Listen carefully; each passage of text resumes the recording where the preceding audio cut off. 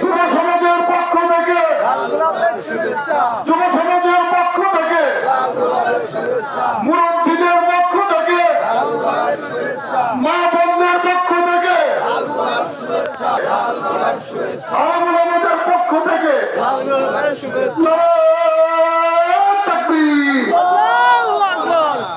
আলহামদুলিল্লাহ আমরা প্রধান অতিথিকে পেয়েছি। من يهد الله فلا مضل له ومن يضلله فلا هادي له ونشهد أن لا إله إلا الله ونشهد أن سيدنا ومولانا محمدا عبده ورسوله أما بعد فأعوذ بالله من الشيطان الرجيم بسم الله الرحمن الرحيم أفمن شرح الله صدره للإسلام فهو على نور من ربه فويل للقاسية قلوبهم من ذكر الله أولئك হিসাবে এবং শিক্ষানুরাগী হিসাবে ইতিমধ্যে সুনাম করিয়েছে কয়েকটি শিক্ষা প্রতিষ্ঠানের কর্ণধার হিসাবে গোটা মানিকগঞ্জ তাকে এক নামে চিনে, সে হলো আমাদের প্রিয় ছাত্র হাফেজ দেওয়ান তানজিল আহমদ। জি, এবং আমাদের একবারে দেওয়ান সাহেবের মোহতারাম উস্তাদ কারি আব্দুল হালিম সাহেব, তিনি এখনো জীবিত আছেন এবং মঞ্চে আছেন। আল্লাহ যেন সকলের নেক হায়াত দান করেন, আমিন। বিশেষ করে পীর সাহেব হুজুর মানিকগঞ্জ তালিমুল ইসলাম দরবার শরীফের প্রধান,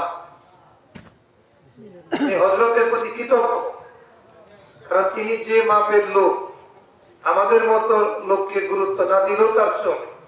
তারপরেও আমি যখনই হযরতের কাছে কোনো ব্যাপারে ছুটে গিয়েছি, আপন বন্ধু হিসাবে, অত্যন্ত বিশ্বস্ত হিতাকাঙ্ক্ষী হিসাবে তিনি আমাকে কুলে বুকে জড়িয়ে নিয়েছে, গুরুত্ববরণ করছে। সেরকম একটা পরিস্থিতির মধ্য দিয়ে হেফাজতের মাঠে নিরীহ আলেম মাদ্রাসা ছাত্রদের উপরে গুলি করে পাখির মতো হত্যা করা হয়েছে। বিডিআর বিদ্রোহের নামে পিলখানায় আর্মি অফিসারদেরকে হত্যা করা হয়েছে। ৬,০০০ বিরোধী নেতা কর্মীকে গুম খুন করা হয়েছে। এই মাত্র কবর জিয়ারত করে আসলাম শহীদ মীর কাসেম আলী রহমাতুল্লাহ, যাকে জুডিশিয়াল কিলিং এর মাধ্যমে ফাঁসির মঞ্চে ঝুলিয়ে অন্যায়ভাবে হত্যা করা হয়েছে। এরকম একটা অবস্থা থেকে আল্লাহ আমাদেরকে মুক্তি দিয়েছে। কে মুক্তি দিয়েছে? আল্লাহ। আল্লাহ আমাদেরকে মুক্তি দিয়েছে। এখন আমাদের সিদ্ধান্ত নিতে হবে, আগামী দেশটা কি কোরআনের আলোকে আলেমদের নেতৃত্বে চলবে, নাকি আবারও নতুন কাউকে আমন্ত্রণ জানিয়ে 16 বছর একবার কান্নাকাটি করছেন নাকি? এইবার যদি কান্দন শুরু হয় তাহলে কিন্তু 32 বছর কানলেও চোখের পানি শুকিয়ে যাবে, চোখের আলো নিভে যাবে, কান্দন কিন্তু শেষ হবে। এই জন্য আপনারা এবার সিদ্ধান্ত নিতে ভুল করবেন। সাহেব হুজুর আমাকে জোরালো সমর্থন দিয়েছে, অনেকে আপনারা সাক্ষী আছে। অন্তত 10 বার বড় মঞ্চে তিনি আমাকে দাঁড় করিয়ে কথা বলার সুযোগ করে দিয়েছে। 2-3 দিন আগে একবার ডেকে নিয়েছে, সব ধরনের আশ্বাস দিয়েছে, সহযোগিতা করেছে, সহযোগিতা করার আশ্বাস দিয়েছে। সিঙ্গারের সমস্ত মুরিদান সবাই আমার পক্ষে কাজ করতেছে। আশা করি হরিরামপুরে আপনারা যারা হযরতের আশেকান আছে তারাও সিদ্ধান্ত নিবে যে আপনারা এবার সংসদে একজন আলেমকে পাঠাবেন। আল্লামা সাইদি রহমতুল্লাহর মতো, মুফতি ফজলুল হক আমিনী রহমতুল্লাহর মতো আমরা যেন সংসদে গিয়ে কোরআনের পক্ষে কথা বলতে পারি, সেই সুযোগ আপনারা করে দেবেন।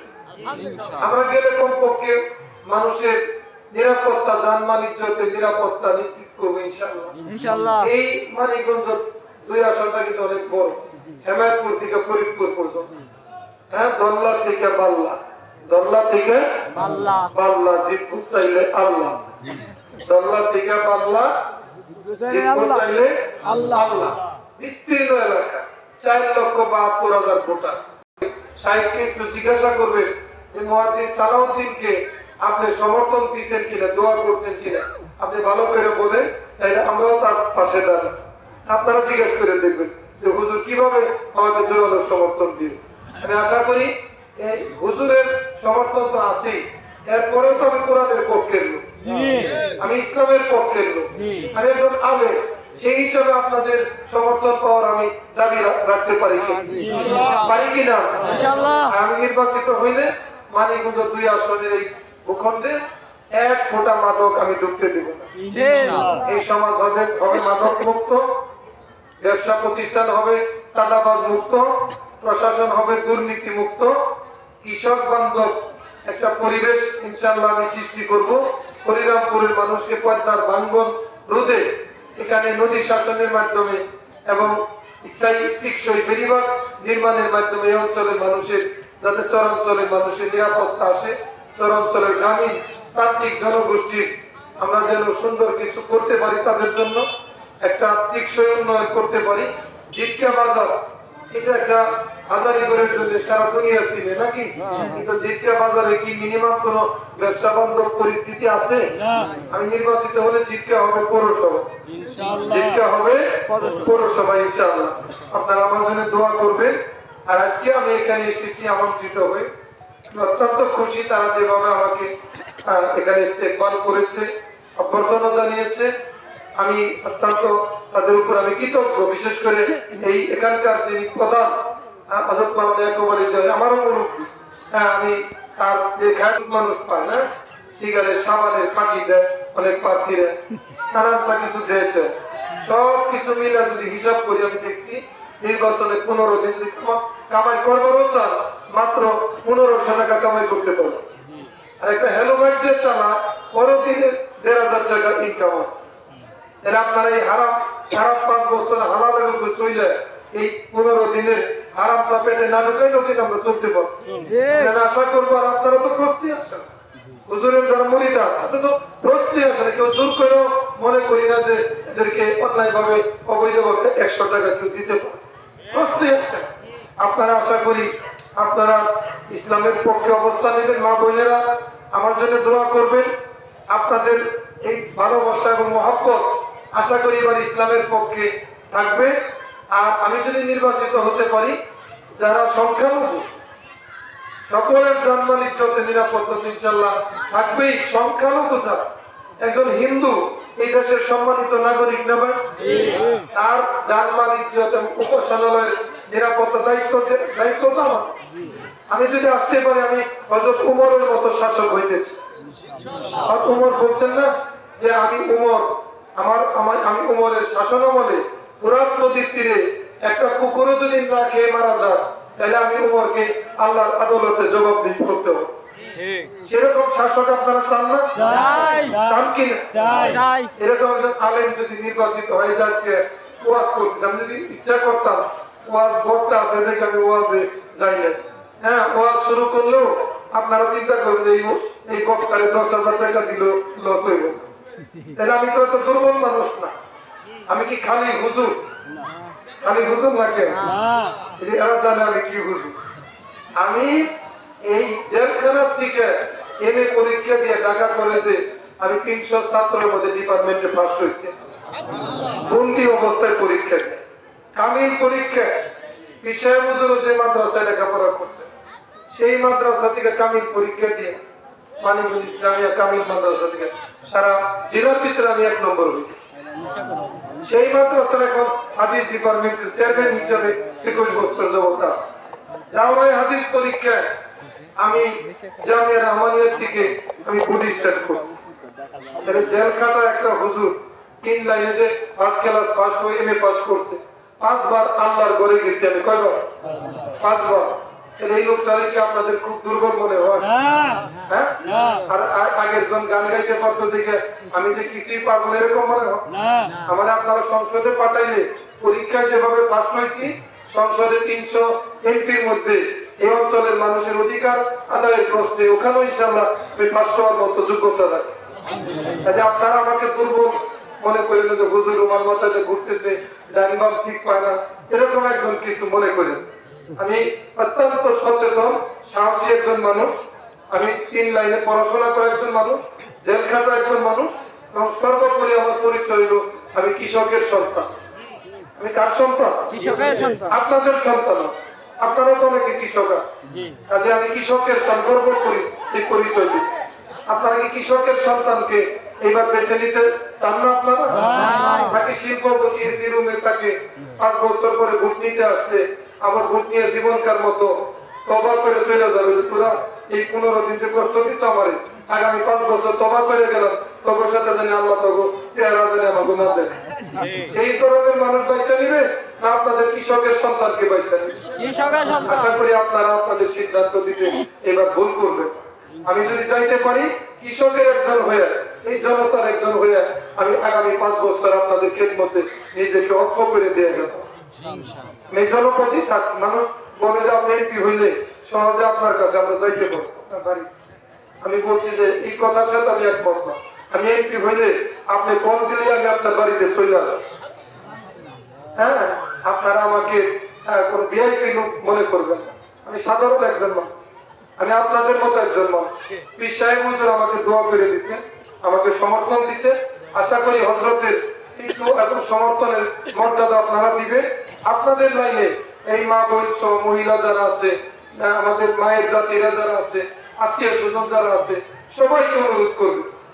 এবং হুজুর কিন্তু প্রত্যেকটা মাহফিলে আমাকে জোরালো সমর্থন দিয়ে আমাকে কথা বলার সুযোগ করে দিচ্ছে। আশা করি এই অঞ্চলের আমাদের মানিকগঞ্জ দরবার শরীফের মুরিদ ভাইরা, আশিকিন, জাকিরিন, তারা যদি সিদ্ধান্ত নেন যে আলেমকে আমরা এবার সংসদে পাঠাবো, তাহলে সম্ভব কি? সম্ভব কি? আমি সেই দোয়া আপনাদের কাছে চাই। হিন্দুরা ভালো থাকবে এই দেশে। হিন্দুরা তো এই দেশে বাইশে আসে না, তারা এই দেশে সম্মানিত নাগরিক। তাদের নাগরিকের শতভাগ নিরাপত্তা এবং মর্যাদা আমরা নিশ্চিত করবো ইনশাআল্লাহ।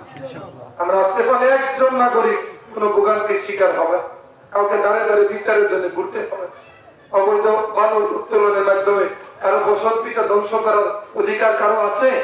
এই অধিকার আমরা কাউকে দিব? হ্যাঁ, ওই থানায় নিয়ে কাউকে হয়রানি করবে সেই সুযোগও আমরা কাউকে দিব না। ওই মাদকের সাপ্লায়ার দ্বারা সমাজ নষ্ট করতেছে, যুব সমাজ নষ্ট করছে, এই অধিকার আমরা কাউকে দিব। আমি আসতে পারলে যুবকদেরকে প্রশিক্ষণ দেওয়ার জন্য কারিগরি বিশ্ববিদ্যালয় প্রতিষ্ঠা করে তাদেরকে উন্নত দেশে পাঠিয়ে দেশে বিদেশে তারা যেন কর্ম করে খাইতে পারে, উদ্যোক্তা হিসাবে প্রশিক্ষিত মানব সম্পদে গড়ে উঠতে পারে, সেই বন্দোবস্ত ইনশাআল্লাহ আমি করব। কৃষকদের জন্য আমার পরিকল্পনা আছে, স্বাস্থ্য সেবা নিয়ে আমার পরিকল্পনা, যোগাযোগ খাত নিয়ে পরিকল্পনা, চরাঞ্চলের মানুষের জন্য আমার পরিকল্পনা আছে। আপনারা কি এরকম একজন ব্যক্তিকে দল্লা থেকে পাল্লা করে এমনই বলি যে চিনে কৃষকেরই একজন 30 বছর ধরে দাঁড়িয়ে দাঁড়িয়ে ঘুরছে, এরকম একজন চেনা পরিচিত মানুষকে আপনারা সংসদে পাঠালে ভালো হয় না ভাই? আর কোরআনের পক্ষে আমি যদি কথা বলি 4,72,000 এই ভোটারের দায়িত্ব আদায় হয়ে যাবে। ভোট 4টা জিনিসের নাম, সর্বশেষ কথা। ভোট কয়টা জিনিসের নাম? কয়টা? ভোট একটা আমানত, ভোট একটা আমানত।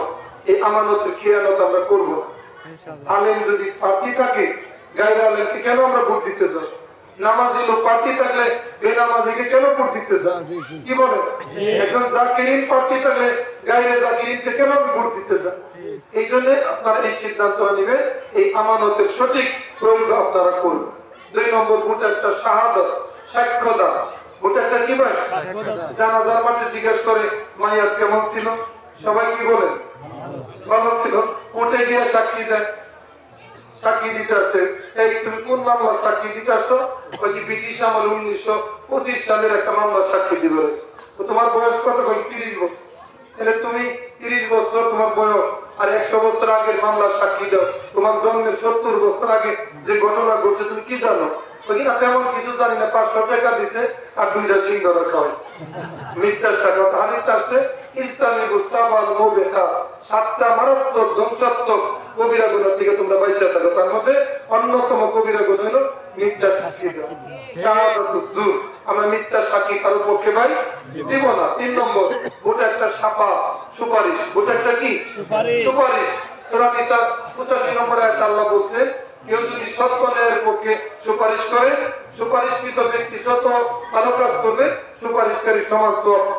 আর যদি কেউ অন্যায় ও সত্যের পক্ষে সুপারিশ করে, সুপারিশকৃত ব্যক্তি যত অন্যায় করবে দেশের সম্পদ লুটপাট করবে, খেয়ানত করবে, আত্মসাৎ করবে, সমস্ত পাপের দায় বর্তাবে হবে কার উপরে? সুপারিশকারীর উপরে। এই জন্য আমরা ভুল মানুষের পক্ষে কি করবো না? সুপারিশ করবো না। 4 নম্বর ভোট একটা জামানত, জিম্মাদার হওয়া। কি হওয়া? না জেনে না বুঝে আমরা কোন ভুল মানুষের কি হবো না? জিম্মাদার হবো না। ব্যাংকে লোন করতে গেলে বলে না একজন গ্যারান্টর নিয়ে আসে, ভোটের 5 বছরে যে গ্যারান্টর হইলাম, ওই ব্যক্তির এই অন্যায় অপরাধেরও আমি গ্যারান্টর হইলাম। অর্থাৎ যদি ওই ব্যক্তির ফেরেশতারা আযাব দেওয়ার সময় খুঁজে না পায়, তাহলে কারে ধরব? গ্যারান্টরের ধরব। ব্যাংকওয়ালা যদি মূল ব্যক্তির না পায়, কারে ধরে?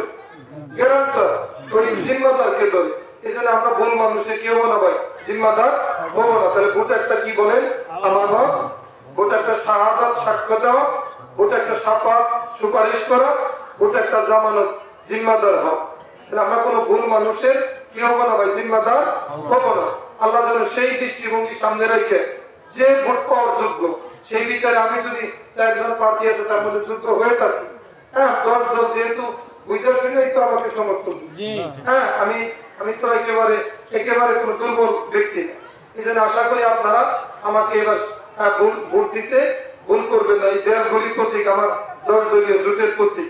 আগে দাঁড়িপাল্লা ছিল, এখন সবার পক্ষ থেকে, জাহিদ ভাই সহ সকলের পক্ষ থেকে আমাকে প্রার্থী করে এই গরিব মার্কাটা আমাকে দেওয়া হবে।